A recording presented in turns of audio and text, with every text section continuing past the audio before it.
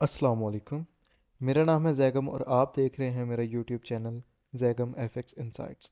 आज हम करने जा रहे हैं गोल्ड की डेली फोरकास्टिंग, जो कि होगी 13 मार्च 2024 वेनसडे के लिए। जैसा कि हमने अपने पिछले मंथ वीकली फोरकास्ट और अपने पिछले फोरकास्ट के अंदर भी बात की थी कि गोल्ड की हमारे पास हाई चांसेस हैं कि वो ट्यूसडे वाले दिन जो है वो अपना सेल साइड का जो है ट्रेंड वो स्टार्ट कर सकता है, जिसकी शुरुआत हो चुकी है।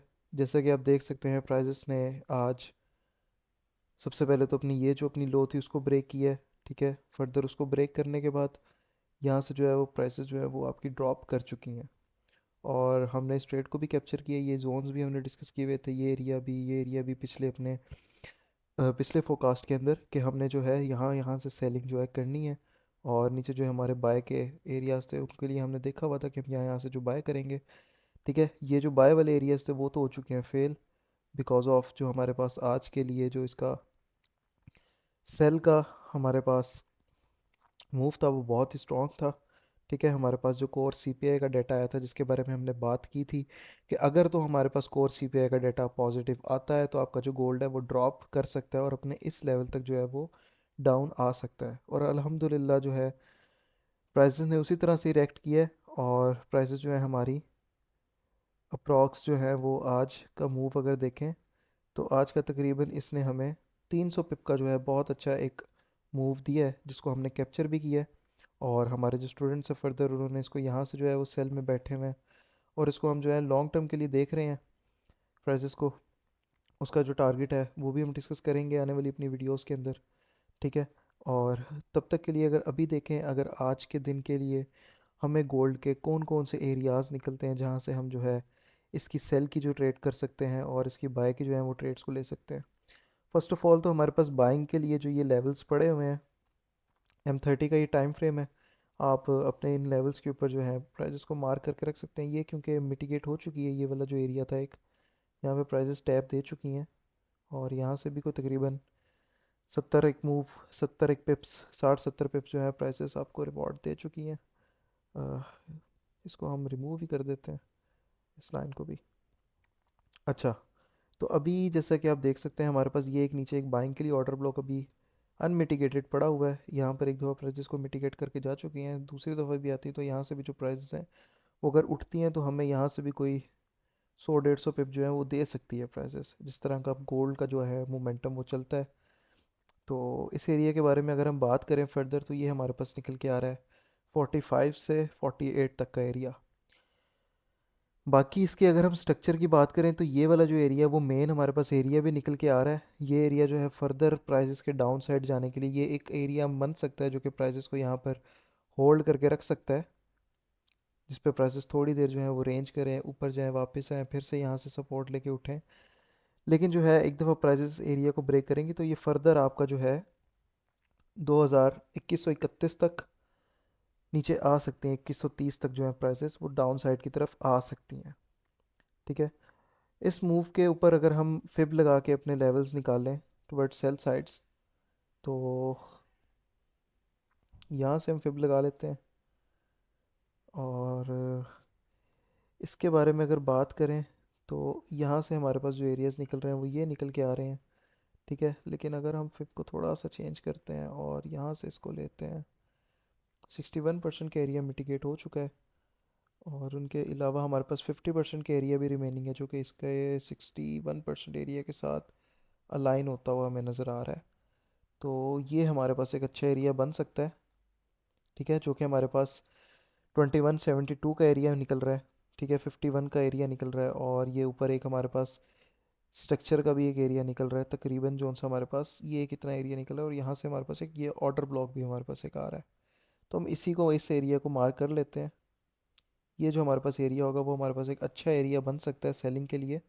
इस एरिया के अंदर अगर हमें प्राइजेस मिलती हैं तो हम यहाँ से जो है देखते हुए वीकनेस को, रिजेक्शंस को देखते हुए, और स्ट्रक्चर छोटे टाइम फ्रेम में स्ट्रक्चर की लो को ब्रेक के बाद वापस रीटेस्ट के पर हम यहाँ से जो है वो सेल की ट्रेड वो ले सकते हैं, जिस तरह हम अपनी पिछली वीडियोस में मैं आपको तरीका बताता हूँ कि आपने किस तरह से जो है बाय और सेल की ट्रेड्स को देखना है। ठीक है, ये हमारा एरिया जो बन रहा है वो 72 से 76 का एरिया बन रहा है। ये एक अच्छा एरिया है। यहाँ से अगर आप ट्रेड लेंगे तो यहाँ पर आपका एसएल होगा 78 पे, जो कि आपका तकरीबन 20 से 25 पिप का आपको एसएल यहाँ पर देना पड़ेगा। नहीं, ये काफ़ी बड़ा एरिया बन रहा है 76 से। हाँ, ये ज़्यादा बड़ा एरिया बन रहा है, तो यहाँ पर आप कंफर्मेशन के साथ इसी एरिया के अंदर से जो आपका स्ट्रक्चर ब्रेक करे, फिर उसी स्ट्रक्चर की हाई के ऊपर जो है आप एसएल रख के ना यहाँ से वो सेल की ट्रेड ले सकते हैं। फर्दर हमने बाय के लिए भी अपने एरियाज़ मार्क करके रखे हुए हैं। बाय के लिए अगर तो प्राइजेस इस एरिया को ब्रेक करती हैं तो हमारे पास नीचे जो अवेलेबल एरियाज़ हैं प्राइजेस उनके ऊपर आके भी हमें दे सकती हैं रिवॉर्ड। हमारे पास एक ये जो हमारे पास एक एरिया पड़ा हुआ है ये बिल्कुल ही अनमिटिगेटेड है, तो इस एरिया से जो है हम एक रिट्रेसमेंट जो है उसको देख सकते हैं। तकरीबन 100 पिप के लिए, 50 पिप के लिए जो है हमें रिट्रेसमेंट यहाँ से मिल सकती है। इस एरिया की अगर हम बात करें तो ये हमारे पास जो निकल के आ रहा है वो 31 से लेके 35 का एरिया है। हमारे पास तकरीबन 40 पिप का जो है वो एरिया अवेलेबल है यहाँ पर नीचे डाउन साइड की तरफ। फर्स्ट हमारे पास बाइंग का ये एरिया है, और सेकंड जो हमारे पास एक अच्छा एरिया है वो यही निकल के आ रहा है। यहाँ से जो ये एक एरिया है हमारे पास, ये आई थिंक तो 40 से 39, 38 का एरिया है। 38 से हमारे पास 41 का एरिया है। इस एरिया से भी हमें कुछ ना कुछ दे सकती हैं प्राइजेस रिवॉर्ड, लेकिन बेटर हमारे पास यही एरिया है कि प्राइजेस जब इस एरिया के ऊपर आएँ तो यहाँ से ही हम जो है ना इसकी बाइंग की तरफ देखें, और जो हमारे पास ऊपर एरियाज़ अवेलेबल हैं वहाँ से हम जो इसकी सेलिंग की तरफ देख सकते हैं। अगर हम 15 के अंदर आए, हम 15 के ऊपर आके हम और अपने अगर एरियाज़ को फाइंड आउट करना चाहें तो ये भी हमारे पास एक एरिया पड़ा हुआ है। ठीक है, ये एक छोटा एरिया स्कैल्पिंग के लिए आप इसको देख सकते हैं।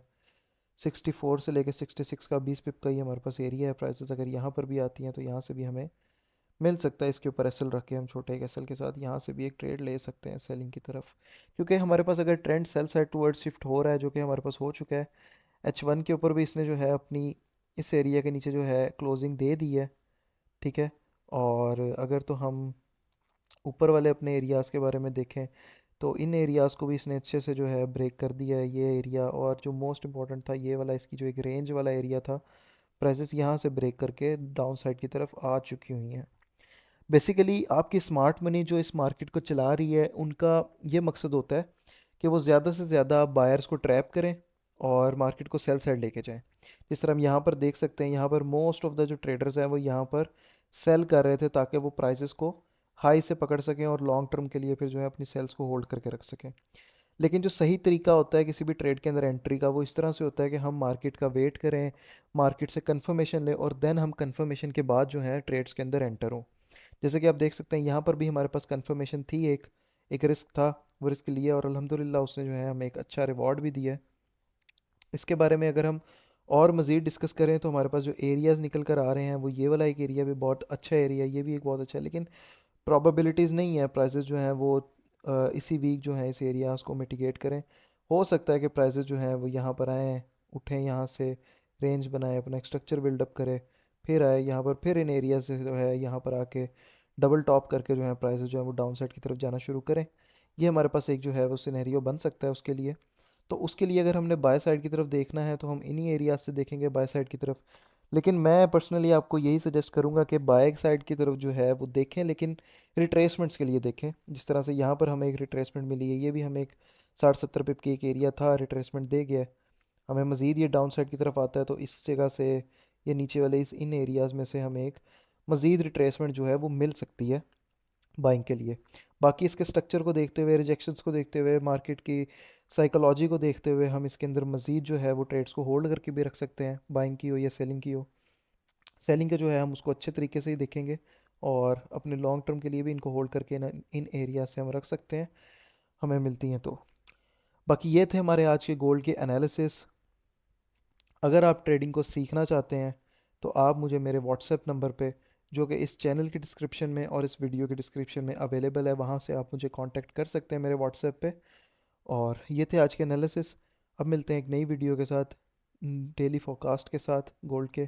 तब तक के लिए अपना ख्याल रखिए। अल्लाह हाफिज़।